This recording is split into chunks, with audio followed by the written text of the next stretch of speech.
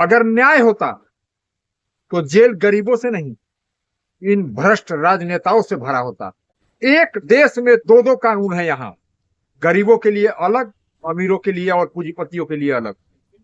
Delhi high court ने Unnao rape case के आरोपी कुलदीप सेंगर को जमानत दे दी, जो कि उम्र कैद की सजा काट रहा था। यह कोई मामूली आरोपी नहीं है, यह रेप का आरोपी जो जेल में सजा काट रहा था।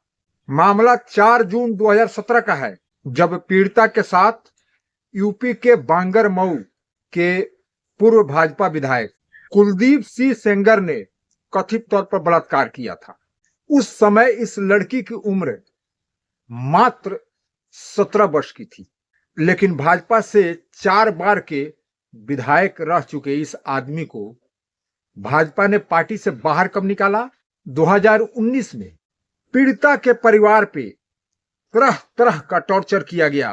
3 अप्रैल 2018 को पीड़िता के पिता को अवैध हथियार रखने के जुर्म में गिरफ्तार करवाया गया और उसको जेल में रखा गया।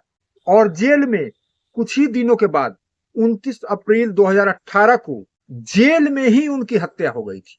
अब आप समझ सकते हैं कि जेल में हत्या होना और अवैध हथियार रखने के जुर्म में फंसवाना कहां से षड्यंत्र रचा गया था।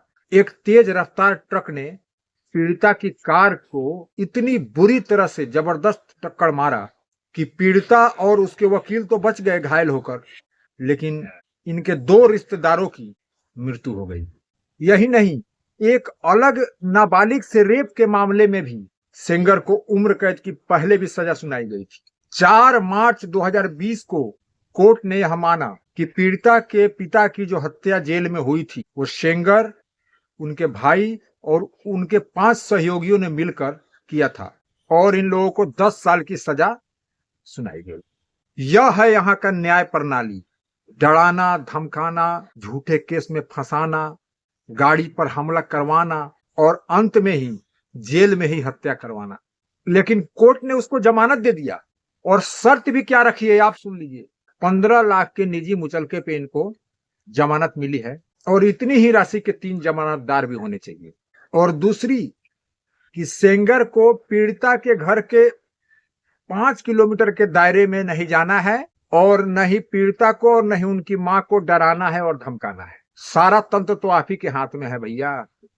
और अपील लंबित है तब तक दिल्ली में ही रहना है और स्थानीय थाने में जाकर प्रत्येक सोमवार के सोमवार वहां पे हाजिरी लगाना है। यही नहीं, इस वर्ष की शुरुआत में भी सेंगर को आंख के मोतियाबिंद के ऑपरेशन के लिए दिल्ली एम्स में कराने के लिए उनको जमानत मिली हुई थी। लेकिन आखिर भगवान और ईश्वर अगर कहीं है तो क्या कर रहा है जो इन पाखंडियों को ऐसे ऐसे आंख ही क्यों नहीं खत्म कर देता है, जो नाबालिगों पे गंदी निगाह डालते हैं अपने।